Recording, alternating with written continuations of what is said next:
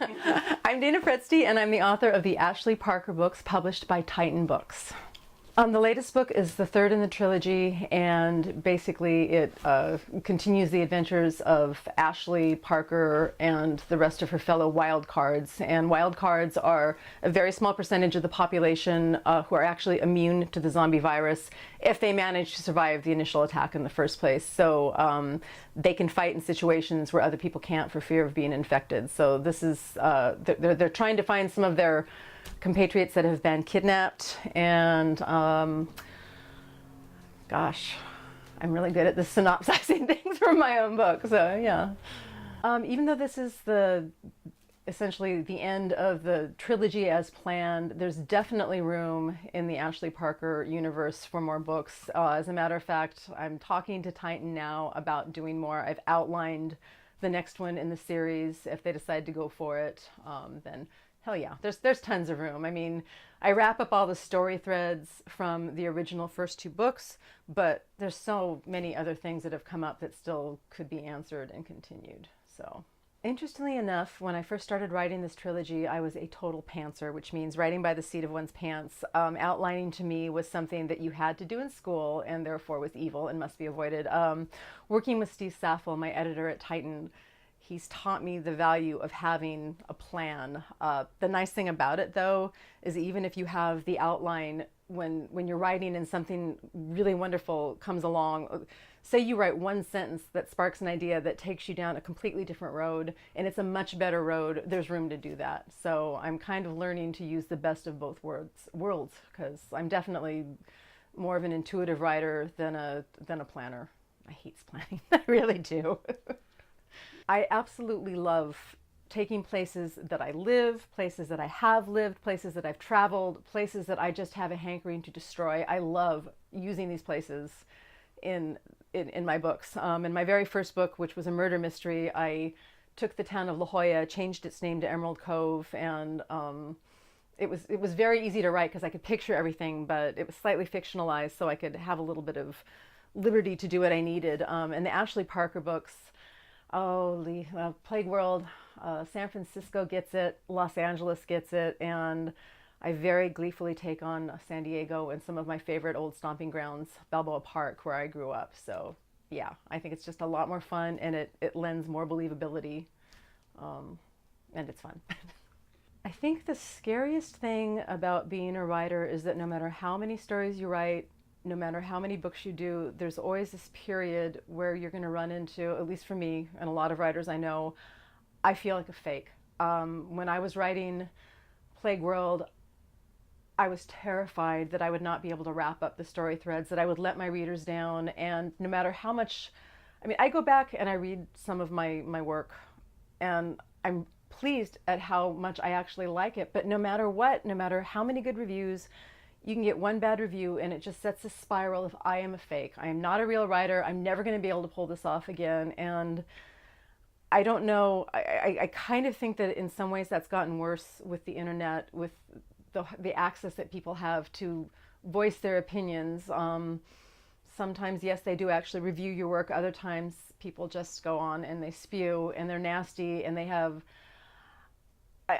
you kind of wonder, I would like to ask some people, would you actually be like this in person? If you met me in person, would you say these things to my face? And I like to think the answer is no. However, when I watch some reality TV, sometimes I think the answer would be yes anyway.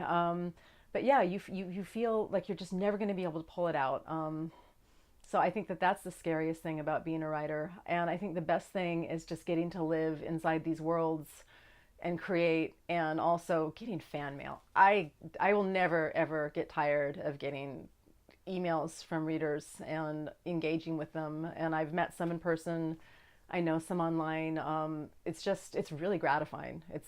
I really don't know how people can get blasé about being asked to sign their books, because it's really cool. So a lot of people think that the glut of self-published books is really going to affect the publishing industry and make it more difficult for writers to really get their work out there and recognized and known. And I think to some degree, yeah, you just have this huge pile of stuff coming out from people that I mean, I think it's wonderful that they want to write. I think it's wonderful that they spent the time doing it, but they don't have it edited. They don't do any quality control. And I think the most difficult thing is that there are readers out there. Our education system is not the best, so they have a very, very basic standard of reading. And honestly, sometimes these books that are more tell, don't show, that are just kind of like see Spot run, see Spot eat, you know, Jane, whatever, it appeals to them because it's something that they can read and just glom onto without having to have a higher education. And I don't mean that even, I'm kind of rambling here. It's kind of like some of these books end up being starter books for people who haven't read and who have very basic reading skills. So let's edit this out to come back to that. And on the other hand, there's people who are a lot more demanding in what they want to read. And I think that stuff is always going to rise to the top.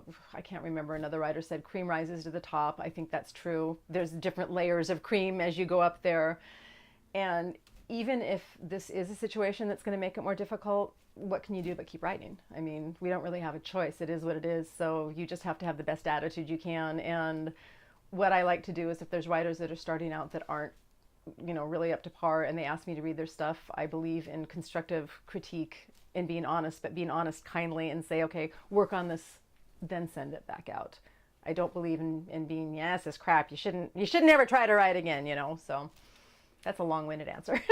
I read constantly. I love reading and I love watching, you know, I have a very set idea of my world and what I want. And if I read something that's very cool in someone else's zombie-related book, I'm not going to go, oh, that's great, I'm going to take that for mine. Because, you know, for one thing, if it's a very original idea, it's their idea. But the thing is, it's like, we're talking zombies. There are many different ways that you can go with them. However, they're not... I think it would be pointless for me not to read anything in the genre because they are flesh-eating zombies. Let's just start with that. You know, it's like if everyone ever comes to me and says, my zombies ate people too, you stole my idea, you know, okay, well, whatever. So yes, I read and I love watching good, bad, indifferent zombie movies. One of my favorite white noise in the background is to put a movie like Lucio Fulci's Zombie Flesh Eaters on and Shark versus Zombie, yeah, and go back to my writing and, you know, so yeah, it's inspiration. So the very first book I actually remember reading was, of all things, The Silver Chair by C.S. Lewis. My sister, who is an older sister and thus entitled to the, you know, the way that older sisters can be, which you shall do this, came up, plopped this book on my lap and said, you're going to read this. And I went, okay. And it was the Narnia book and it captured my imagination. And then I read Alexander Lloyd's The Chronicles of Prydain. I probably pronounced that wrong because I don't do Welsh very well. I love Dracula, Bram Stoker's Dracula. I got a hold of The Exorcist in 5th grade and was asking my mom what some of the words meant. It just means you shouldn't read this right now. But I got it back. I loved nonfiction about, you know, I can't remember the guy's name. He wrote all of these nonfiction books about vampires and werewolves and stuff like that. I loved reading about natural disasters and quicksand and everything. In fact, some of my childhood books are actually over in that shelf there behind you, including The Little Engine That Could, which is a good one for me, I think. Anything and everything, basically. But yeah, I think that it all started with The Silver Chair, which is kind of amusing to me. I just like speculative fiction. I like imagining, you know, what if, but I like it based, as much as I like horror and the supernatural, I'm a very logical person in a lot of ways, and I really like things that are based in reality to some degree, you know, where you can look at it and think this maybe possibly could happen. I mean, when Jules Verne was writing 20,000 Leagues Underneath the Sea, back then that would have been just pure, yeah, this is never going to happen. And look now, we can build the Nautilus. We can build the Nautilus and it can actually go under the ocean. I mean, science in a lot of ways is magic, I think, you know. And I mean that in that it's the sort of thing that 100 years ago, 200 years ago, people doing these sorts of things would have been burnt as witches, but it's all based in science and reality. And I like that. That really appeals to me. I like things that are possible.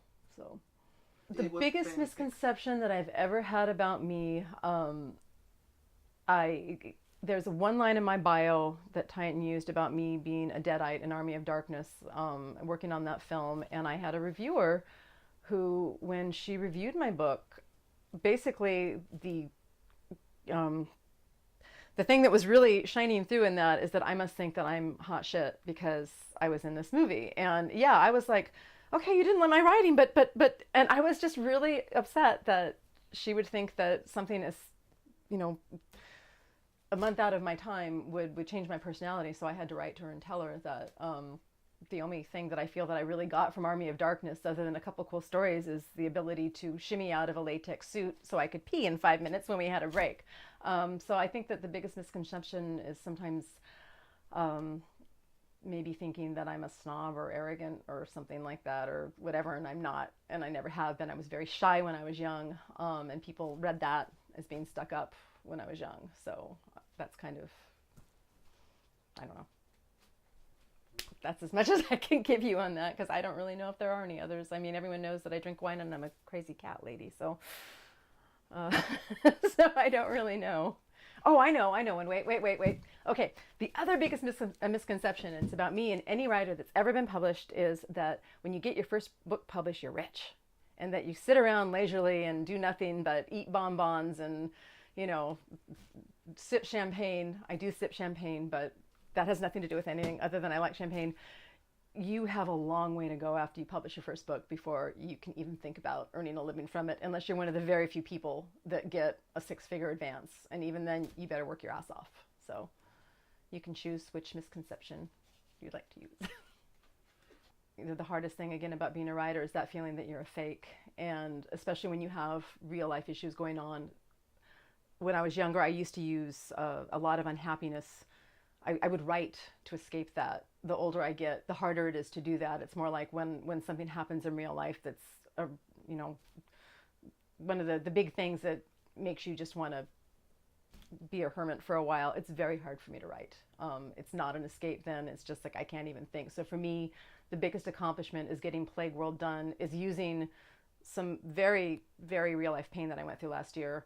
And it's a darker book because of that, but I think it's a much, much better book. And I'm really proud of the fact that A, I finished it, B, I took my real life experience and used it in a way that I think really lent itself to a book that I wouldn't have had if everything had been fluffy bunnies and puppies. So who are you friends with at the local community here? It's just great, thank you for inviting us to your house and whatnot, We're not stalkers, but I'm always worried because going to somebody's house takes a lot of trust, that they're just not odd and they're not with a little camera doing a really shitty interview. But is it easy for you to be as energetic as you are? Is it that took time over a period?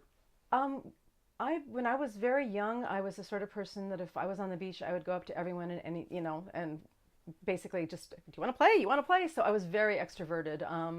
That shifted going through school.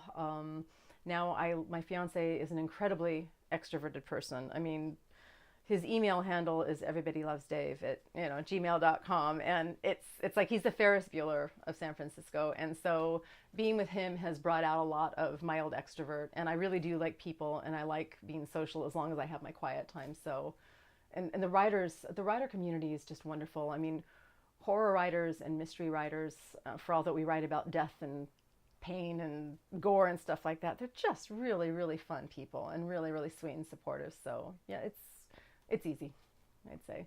And I like having people over. So I'm hoping that there's going to be the next Ashley Parker book in the pipes. I've also got a horror/ghost story called The Grimm that's based on a screenplay that I co-wrote that was optioned quite a few years back. It never got made, but it's this really wonderful story. And I already have an outline for it. So I got the whole script. So it's like I'd really like to write that. And then I'm working on a YA science fiction project with my fiance, who's also a writer. And we have to turn the first 50 pages of that into my agent coming up relatively soon. So there's other things, but I've been told very sternly by my agent to focus. So that's it for now.